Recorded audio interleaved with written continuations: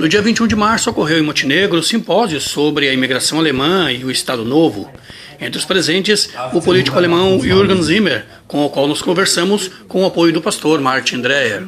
Pastor, como sente um alemão vendo toda essa questão que o idioma foi proibido aqui e o estudo que se faz em cima dos imigrantes, dos que vieram da Alemanha para cá? Wie sehen Sie die Sache, dass hier also die Sprache verboten worden ist und dass lange Zeit das Studium der Geschichte der Deutschen in Brasilien verpönt gewesen ist? Ja, das war insbesondere für die Deutschstämmigen, die hier gewohnt haben, eine schlimme Zeit, denn ein großer Teil der Kultur ging verloren und es entstand eine Generation, die kein Deutsch mehr konnte, aber auch noch kein Portugiesisch. Foi período difícil para a população que tinha vindo para cá, principalmente a proibição da língua alemã. E a coisa ficou mais complicada ainda porque o pessoal ainda não sabia se expressar em língua portuguesa. E isso leva a uma série de problemas. Uma outra pergunta, mais geral agora, os que vieram da Alemanha, vieram do Hunsrück, e esse dialeto que hoje se forma aqui está quase inalterado. Como ele vê essa perpetuação da língua aqui no Sul?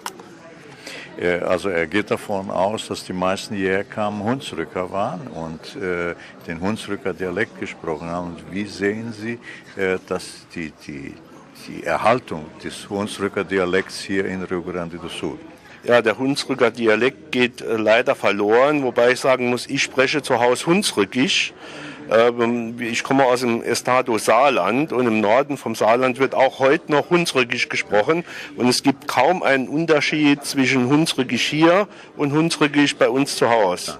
Ele diz que, infelizmente, o dialeto do Hunsrück está se perdendo aqui no Brasil e ele vem do estado alemão do Saarland, na região dele se fala esse dialeto Hunsrückisch também, e ele acha que o dialeto que ele fala em casa e o dialeto que nós falamos aqui na região do Vale do Caí é praticamente idêntico, similar. Es gäbe eine Möglichkeit, und ich spreche immer mit den Politikern und Präfetos im KI-Tal darüber, es gäbe eine Möglichkeit, es zumindest zu verlangsamen, dass der Dialekt verloren geht. Und zwar müsste man nicht in der Schule, sondern schon in der Creche anfangen, mit den Kindern Deutsch zu reden. Und zwar Hunsrückisch. Kein Hochdeutsch wie in der Schule, sondern Hunsrückisch. Ele tem falado com prefeitos, principalmente da região em torno de Caí, São Vendelino, falando com os prefeitos que há uma maneira de preservar esse dialeto aqui e impedir pelo menos que seja mais lento o desaparecimento desse dialeto, se usar esse dialeto na escola, mas não só na escola, já começando a falar com as crianças na creche, esse dialeto, porque as crianças vêm falando de casa esse dialeto quando vêm para a creche. Wo ich herkomme, das ist an der Grenze zu Frankreich. Ele vem da região da fronteira com a França. Und bei uns gibt es viele Kindergärten, also Crechen, in denen die kleinen Kinder schon Französisch lernen. Und das sind dann Lehrerinnen, die machen das, was sie normalerweise auf Deutsch mit den Kindern machen würden, einfach auf Französisch. Como ele mora nessa região fronteiriça com a França, nas creches, as professoras já estão falando francês com as pequenas crianças, de maneira que elas vão crescer bilíngues, então, na situação, e algo semelhante está sugerindo para nós aqui. Im letzten Jahr war die Bürgermeisterin von St. Vendelino, die Marlie Oppermann-Weisheimer, bei uns in St. Wendel und hat sich auch eine bilinguale Creche angeschaut. A prefeita de São Vendelino, ele mencionou o nome dela, teve lá na localidade em que ele reside, em que ele é vice-prefeito, né? E olhou uma dessas creches bilinguais para trazer ideias para aplicá-las depois em São Vendelino. Tomara que se forme essa ideia. Muito obrigado, Duncan. Os livros eclesiásticos que a gente está digitando. O pastor Martin Dreyer foi o mediador desse seminário, falando sobre a colonização alemã, o Estado Novo, a relação do governo da época com os alemães ou descendentes e a questão da Segunda Guerra. Uma avaliação geral desse seminário, do que se pôde ainda descobrir e o que mais se tem para descobrir ainda desse período. Bom, eu acho que a gente descobriu algumas poucas coisas e descobriu que está tudo para ser descoberto ainda, né? Nós temos que ir às fontes, nós temos que ir à documentação, a gente teria que pesquisar os livros de ocorrência das delegacias de polícia com muito afinco. Infelizmente, nós não temos mais muita história viva, né? Muitas pessoas já são falecidas, tem pessoas que experimentaram essa realidade como crianças, mas aquela população que nasceu antes de 1920, que em 45 estava com 25 anos e que teria experimentado, essa nós quase não temos mais, não é, como documentos vivos da história. E a gente descobriu que, por exemplo, no tocante ao Vale do Caí, tudo que há de pesquisa histórica nesse aspecto está por ser feita, não é? Ela realmente não foi feita, a gente tem que ir aos arquivos, tem que ir atrás daquilo que não foi destruído.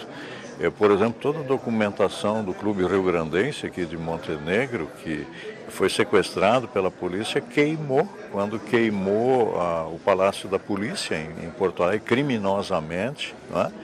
E então há coisas que não se pode mais recuperar. Mas eu acho que relativamente a gente sabe o que tem e a gente deveria aprender desse simpósio que há coisas que a gente não deveria esquecer para que elas não voltem a se repetir. Quanto da verdade ainda estava a ser descoberta nesse período?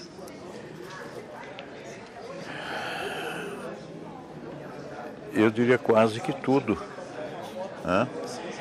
Você vai poder ter documentos, mas você dificilmente vai poder passar para o livro os sentimentos das pessoas, né?